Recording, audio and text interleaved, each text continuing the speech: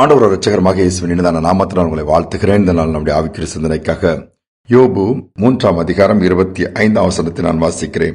நான் பயந்த காரியம் எனக்கு நேரிட்டது, நான் அஞ்சினது எனக்கு வந்தது. பயந்த காரியம் எனக்கு நேரிட்டது, நான் அஞ்சினது எனக்கு வந்தது என்று யோபு சொல்லுகிறார். அனுபவத்தை சொல்லுகிறார். வேதம் சொல்லுகிறது, இருக்கிறதுலே பயங்கரமானது, வேதனையானது பயம். அநேகருக்கு இது இருக்கு. இந்த பிரச்சனை பயத்தின் ஆவி. எதுக்கெடுத்தாலும் பயம், எது செய்தாலும் பயம். அப்படி ஆயிருமோ, எடுத்த உடனே ஒரு பயம் வந்துடும். பிரயாணப்பட்டாலும் சரி, ஈவன் ஒவ்வொரு காரியங்களும், வேலை எடுத்துக்கிட்டா அல்லது இரவு எடுத்துக்கிட்டா, இருள் எடுத்துக்கிட்டா, நான் வேதம் சொல்லுகிறது பயப்படாது என்று ஆண்டவர் சொல்றாரு. அதோடு மட்டுமல்ல, பயந்து அந்த காரியம் நடந்துரும். யோபு பாருங்களா, அவ்வளவு இழப்புகளை ஃபேஸ் பண்றாரு. நீ நம்முடைய வாழ்க்கையில் அப்படி இருக்குதா யோசித்து பாருங்களா. பயந்துட்டா அப்படியே நடந்துரும்.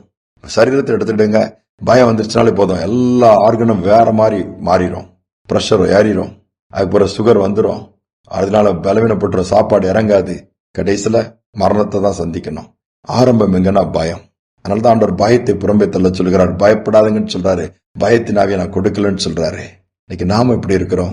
இன்னைக்கு அநேக காரியங்கள், அநேக இழப்புகள், அநேக தோல்விகள் அல்லது அநேக பலவீனமான காரியங்கள் வந்ததுக்கு காரணம் சூழ்நிலை சொல்றோம், மற்றவங்களை சொல்றோம், அதெல்லாம் இல்ல.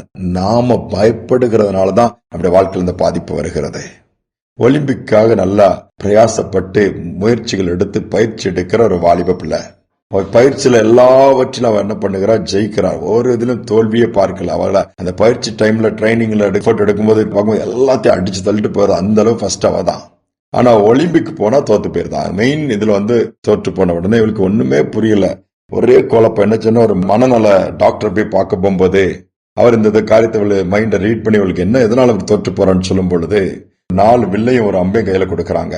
கொடுத்து பெரிய ஒரு பாயிண்ட், குறிப்பிட்ட ஒரு ரவுண்ட் வச்சு அதுல இந்த அம்பை நீ எய்யணுமா, கரெக்டா அந்த பாயிண்ட்ல நான் மார்க் பண்ண இடத்துல சரியாக எய்யின்னு சொல்லும் போது அந்த ஒரு அம்பை எடுத்துட்டு அந்த வெளில வச்சுட்டு போகும்போது அவ கேட்கறா திருப்பி, ஐயா நான் கரெக்டா அதுல அடிக்கலன்னா எப்படி அப்படின்னு சொல்லி கேட்கறா.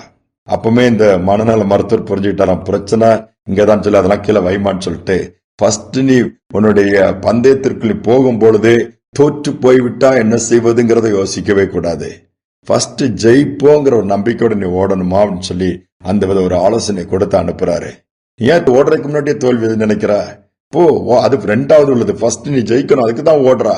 வின் பண்ணணும், ஃபர்ஸ்ட் வரணும், அந்த ஒரு தாட்ல, அந்த ஒரு எண்ணத்தோட ஓடுன்னு சொல்லி அவர் தைரியம் கொடுத்து அனுப்புறாரு. அதே மாதிரி பந்தயத்துல திருப்பி கலந்து கொண்ட உடனே எல்லாவற்றுமே ஜெயிக்கிறவளாய் மாறி விடுகிறான். நாம என்னத்துல நினைக்கிறோம்? எதுவுமே வருவதற்கு முன்பாகவே யோசிக்க ஆரம்பிச்சிடும். வரதுக்கு முன்னாடி, குழந்தை பிறக்கிறதுக்கு முன்னாடியே ஸ்கூல் சேர்க்கணுமா, எப்படி பணம் இருக்குன்னு யோசிப்போம். படிக்கிறதுக்கு முன்னாடி அது படிக்குமான்னு யோசிப்போம்.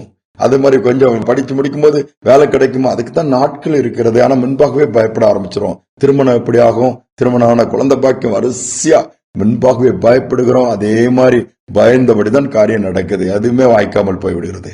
இதனால வேதம் சொல்கிறது, எதற்குமே பயப்பட வேண்டாம். பயந்தால் அந்த காரியம் அப்படியே நடந்துவிட வேண்டாம். தைரியமா கர்த்தர் என்னோடு கூட இருக்கிறார், எல்லாவற்றையும் ஜெயிப்பேன், எல்லாவற்றையும் செய்ய பலனுண்டு, எல்லா சூழ்நிலையும் மேற்கொள்வேன், நானும் வாழ்ந்து காண்பிப்பேன். ஒருவேளை இதுவரை தோற்று போயிருக்கலாம், இதுவரை விழுந்து விழுந்து எந்திக்கலாம், இதுவரை பின்வாங்கி போயிருக்கலாம், இதுக்கு வர நிற்கிறதுக்கு பலன் இல்லாம போயிருக்கலாம், சிந்தனை எல்லாம் குழப்பமா இருக்கலாம். இப்போ பாருங்க, நான் தோற்று போன அந்த எண்ணத்தை விட்டுட்டு நான் ஜெயிக்கிறதற்காக தான் இருக்கிறேன். செய்வதெல்லாம் கர்த்தர் வாய்க்க பண்ணுவாரு. கண்டிப்பா என் கையின் பிரயாசம் ஆசீர்வதிக்கப்படும். என்னுடைய முயற்சிகள்ல ஜெயம் உண்டு, ஜெயத்தை நான் சுதந்திரிப்பேன்னு சொல்லி பார்த்து அதையே அந்த எண்ணத்தோடு அவனுடைய பலத்துல செய்து பாருங்க.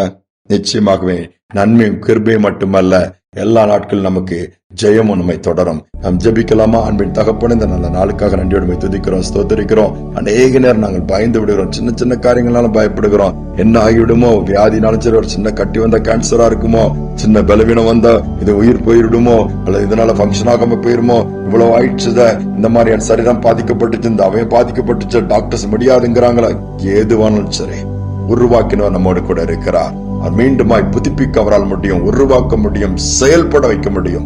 அவர் சர்வ வல்லவர். இயேசு என்கிறது அவருடைய நாமம்.